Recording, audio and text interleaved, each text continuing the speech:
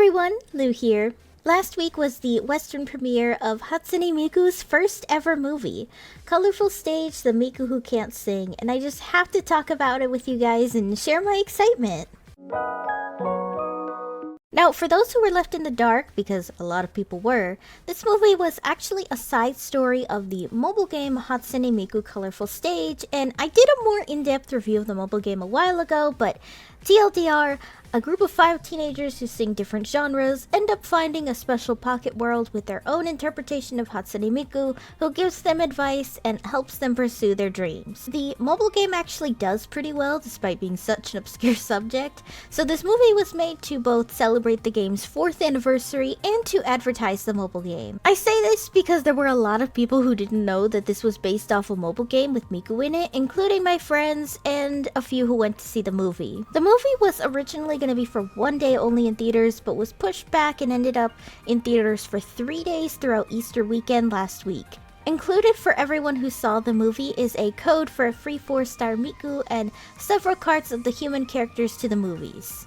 Included for everyone who saw the movie is a code for a free 4-star Miku and several cards of the characters going to the movies. Though apparently some people didn't get these cards, that's so weird to me when they were immediately handed to me upon, registering my ticket, so that's a little weird. Actually, you know what? I'm a VTuber model right now. I can cosplay as one of the characters for this video. You know, thank goodness I look like Enna, don't I? Also, I know this is a little weird, but I thought it would kind of go with the review, you know what I mean? With some explanations out of the way and, changing my model to fit the theme, let's get started.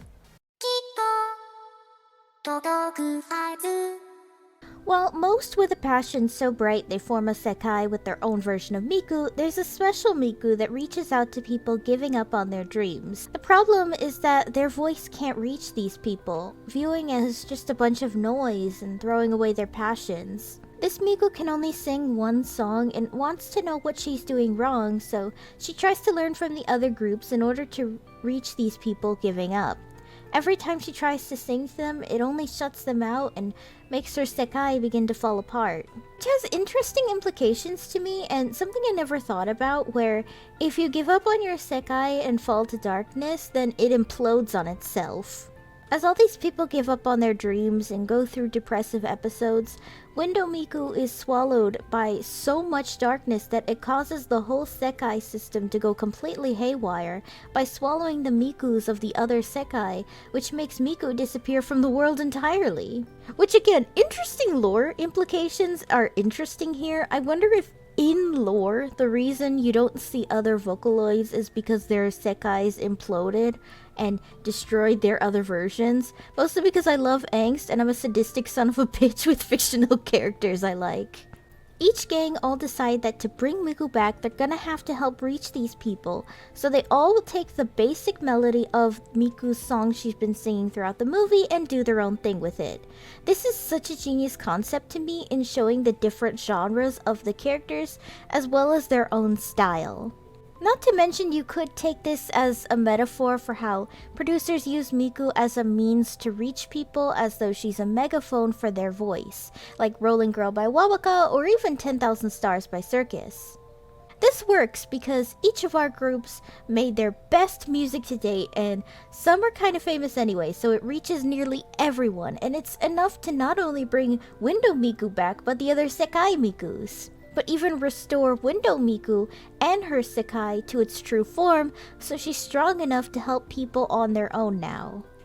We get one more epic musical number where it shows everyone's unlocked the sekai opening with the song called Untitled, where Miku gives a very emotional goodbye and someone she's been reaching out to finally enters her sekai. Our characters go back to their own stuff while never forgetting this epic experience. Some are curious if this is canon or not because the timeline is just a little tight when it comes to Night Court of 2500, but I think it is, personally.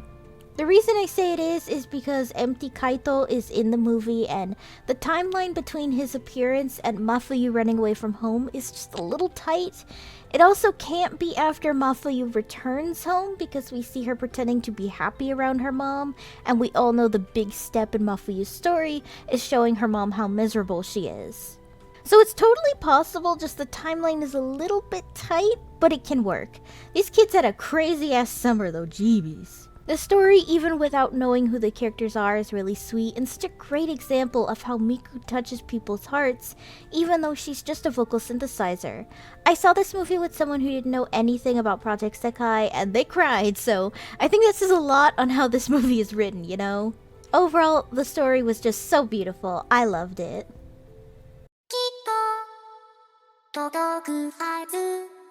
The animation was so good, and I honestly was surprised. I know Sekai's TLDR stories on YouTube had good animation, but damn, they really gave it their all with this movie. I did notice a few 3D models here and there, but this was because there was a fuck ton of people in the background, so that's completely valid because ain't nobody wanna animate all that.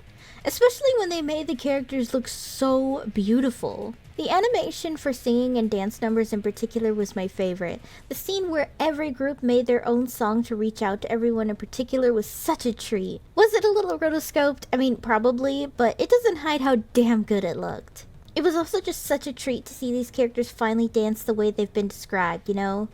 The visuals also had a fuck ton of references to Vocaloid producers, from a police station called Police Piccadilly, all the albums at the music store being real Miku albums, and more, that it was just such a fun treat if you're obsessed with Vocaloid like me. The only critique, I guess, is that Window Miku's number at the end would switch to 3D sometimes, which was a little bit weird, but given the after show, I was okay with it because it then kind of transitions to the after show pretty nicely, which, yes, this is gonna be as close as my ass is gonna get to a Miku concert because of gosh damn ticket prices in limited cities. Also, apparently in the US, we only got the Vocaloid version of the after show, but apparently in Japan, they would also play Vivid Bad Squad, Leonid, and the other groups, which now I'm upset because now I missed Vivid Bad Squad and Night Court at 2500's group. Overall, the animation was just beautiful.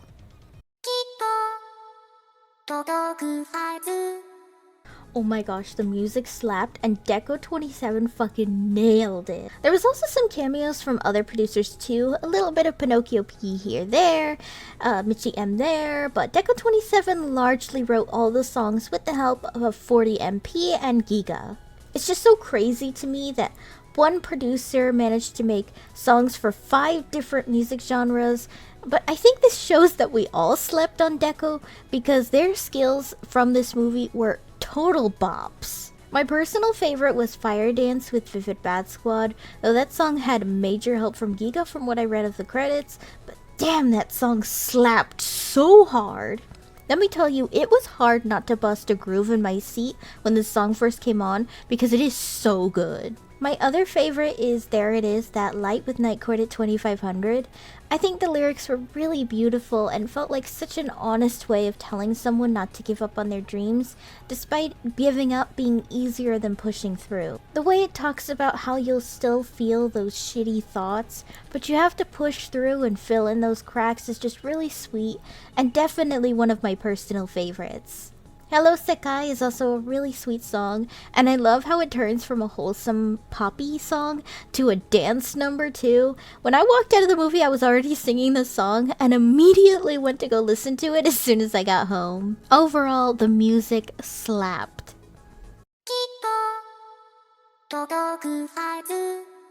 I saw this movie last week and I already want to see it again, damn it. This movie was just so feel-good and wholesome, and my experience in the theater was actually really sweet, all things considered. It only got a little crazy when Night Court at 2500 first showed up because my entire theater screamed for them, but at least I know this means my town has good taste. There were also some cosplayers watching the movie too, in particular a group dressed as Akito, An, and Miku. Also, having everyone shout "We love you, Miku" once the mini concert ended was a really sweet experience, so I'm glad to see that people, even my obscure town, love Miku as much as I do. There's no word yet on streaming access for Colorful Stage, the Miku Who Can't Sing, and I honestly can't guess where this movie will be. It might be on Crunchyroll for rent, but I believe movies under the G-Kids licensing get put on HBO Max, so it might be there too.